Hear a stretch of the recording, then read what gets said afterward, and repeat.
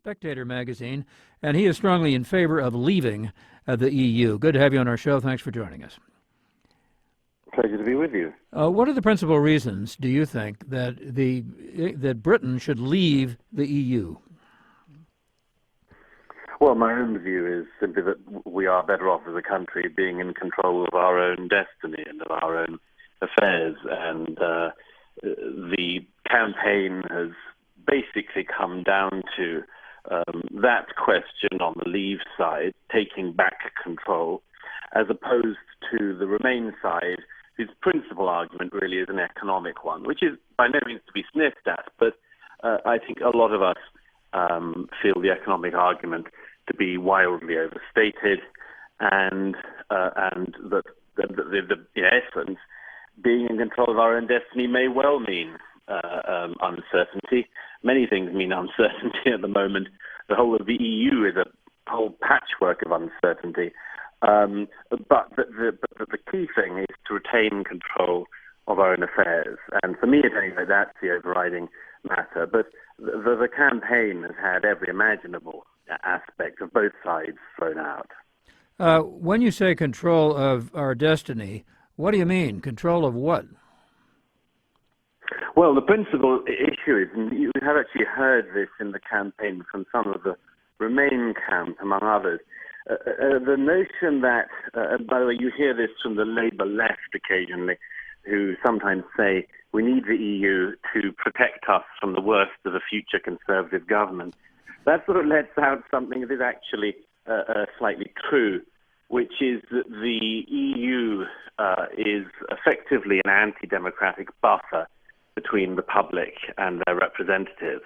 It's increasingly hard, I would argue, and have argued for a long time in modern Britain, to find people to be accountable for anything. People go to the polls, they go to the polls to elect their MPs, a very small portion of the public also go to elect their MEPs. But the whole principle of knowing who you're voting for, what they can do, how you can get rid of them if you find them to be responsible for something you disagree with, is something I think that has to a great extent dissolved in modern Britain. Many of us aren't happy about that. We prefer a system which was more transparent, which was clearer, where people had to take responsibility for mistakes they have made. But this core democratic problem, to my mind, and that of many leavers, is at the heart of this. That the European Commission, in particular, is a body that has unparalleled power on the continent, and at which we have too little representation, never will have enough representation, and that we are better off as ourselves, as a sovereign nation. And people say sometimes on the Remain side, it's unfathomable, what you're letting yourself in for. And, many of us feel that Britain before 1975, when we entered the common market, before 1975, Britain was not a negligible country. It won't be a negligible country afterwards. We could wish and will wish the rest of the continent very well, but there is no need for us all to be governed by the same political class. And very quickly, you mentioned the term EPs. What's an EP? I think I said MEP. MEP, sorry. Thank you. I beg your pardon. Mm-hmm. Members of the European Parliament. Right. Very, very highly paid representatives who absolutely nobody in Britain could name. Okay, once again, Douglas Murray with the Henry Jackson Society and the Spectator magazine. Jeremy Clift is with us, political editor and columnist for The Economist. That's in a magazine that's very much in favor of Remain. Jeremy Clift, good to have you on our show. Hi there. What do you say to what we just heard, that Britain was fine before 1975, it wasn't negligible at that time, that yes, there might be uncertainty if it withdraws from the EU, but nonetheless, it's time to retake control?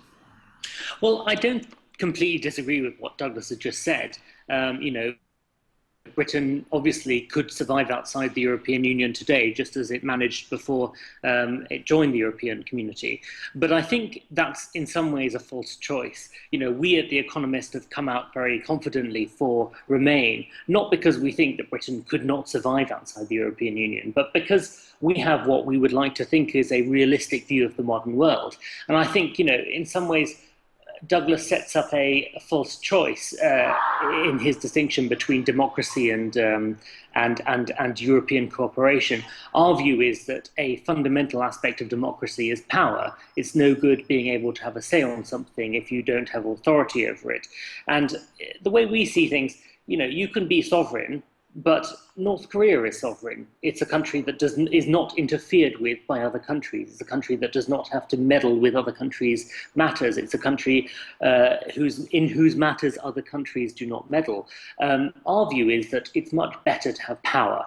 Power is about whether you can influence your environment, whether you can influence the choices that are forced on you by international circumstances. It's power to be prosperous, power to be influential, power to set your own terms in the world. And I think that distinction between sovereignty and power is at the very essence of the cause for the general argument to stay in the European Union. Well, and that's why, though we accept that the European Union is very much imperfect, we're for Remain.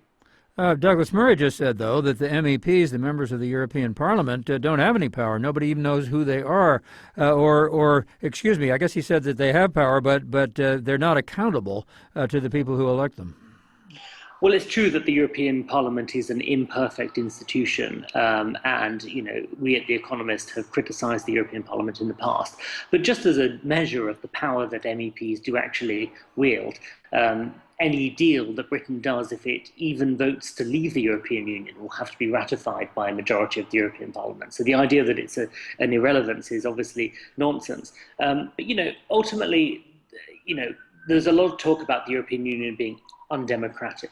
And it's true that the European Union democracy is imperfect. Not enough voters know who their MEP is. Not enough members of the European community understand the processes that they are subject to. But ultimately, the European Union is a product of three institutions. There is the European Parliament, which is directly elected.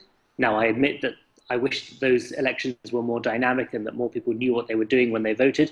There is the European Council, which is a body made up of elected European governments, and there's the European Commission, which is appointed by those two previous elected bodies. Now, obviously, this does not work as well as we would like it to, but the idea that Europe is some sort of dictatorship is obviously rubbish. All right, you both talked in a fairly high-minded way about this campaign. Let me go back to you, Douglas Murray. Neil Farage, the campaign manager for the Leave campaign, did a poster with a winding queue of refugees titled Breaking Point, obviously warning about immigration in a way that a lot of people thought was bigoted. Was that did he go too far? Well, if I may just very quickly reply to the previous point, particularly if I may on the North Korea issue, neither I nor I think anybody else involved in the Vote Leave desires Britain to copy North Korea. I've been to the Hermit Kingdom. I can assure you that its isolation is very much self-chosen.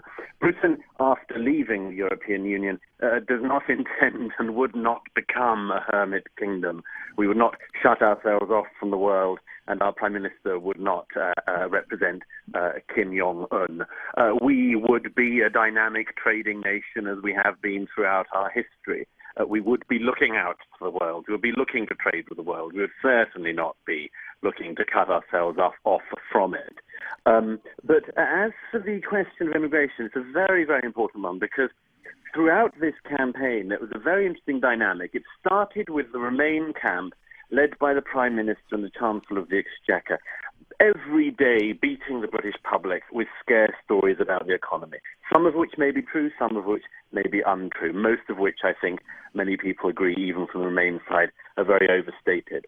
And then that dynamic changed because Leave started to talk about immigration. And if you look at the polls in Britain, going back for 20 years, the number one issue, and if not number one, always very close to number one, has always been immigration, of the top concern of the British public. Polls show up to 70% and sometimes higher of the British people worrying that immigration to the UK is far too high and they want it reduced. Jeremy Cliff, back to you. I'm sorry to interrupt, but back to you with The Economist. We're running out of time here before we need to go to a break. To what extent does immigration have to do with Britain's history as a colonial power? Well, look, I think that immigration is obviously a very big part of this debate. And I agree with Douglas that there are many in Britain who will vote leave on Thursday because they do not want Britain to take in more people. But I must point out that a big part of this campaign has been built on a lie. You know, the tabloid newspapers in particular, the Leave campaign to some extent, and, you know, even the main political parties have long traded on the lie that Britain is being overrun by immigrants and that those are immigrants who come here not to work or to contribute to society, but to claim from the welfare system. And that is patently nonsense. But as to what this has to do with Britain's colonial history, you know, I particularly object to the sort of conflict that is being set up by the Leave campaigners between Britain engaging with its neighbourhood, between Britain being a fundamentally European player that has a voice at the European table, and Britain being a global player that can engage with the Commonwealth, that can engage with its former colonies, that can engage with India, parts of Africa, parts of the West Indies. And I must say that, you know, you speak to any of the leaders of those countries, of those Commonwealth countries, you speak to any of the leaders of what many on the Leave campaign talk about as the Anglosphere, from Canada and the United States to India and Australia. And they are people who say, you have to stay in the European Union. Okay, I'm going to have to interrupt you as well because we do need to go to a break. Warren Olney back with To the Point, talking today about the debate over Brexit, the departure of the nation of Britain from the European Union, a subject up for vote this coming Thursday. One event that has occurred, a tragedy that has apparently affected the campaign, was the murder of Jo Cox. She was a member of Parliament and a supporter of Remain. Douglas Murray with the Stay campaign, back to you. Did that, do you think, have an impact on voter sentiment, if not the arguments themselves? I think it almost certainly did. It's an extremely complex as well as tragic story. But if you look at polls last week and this week, I think it's impossible not to agree that the quite right hiatus in campaigning that occurred after this clearly favoured the Remain camp. That was for all sorts of reasons. There was a momentum behind Leave immediately preceding this murder, and that was stalled to a great extent by the hiatus in campaigning. I should stress, though, I mean, there is a very careful but nevertheless present attempt by certain members of the EU political class and some in the British political class to politicise this murder in a way which is very troubling. Almost immediately after the killing, before we knew anything about it, one of the members of the European Commission said this was because of Jo Cox's support of the EU. Chancellor Merkel immediately said that this was an act of political hatred and asked for people to campaign more responsibly. Now, when they said that, when Chancellor Merkel said that, I'm sure she wasn't thinking of her colleague in the heights of European power, Donald Tusk, who said, of the European Council, I should say, who said just earlier that week that a vote to leave could signal the end of Western political civilization as a whole. Now, that you would think was very high rhetoric and rather irresponsible rhetoric.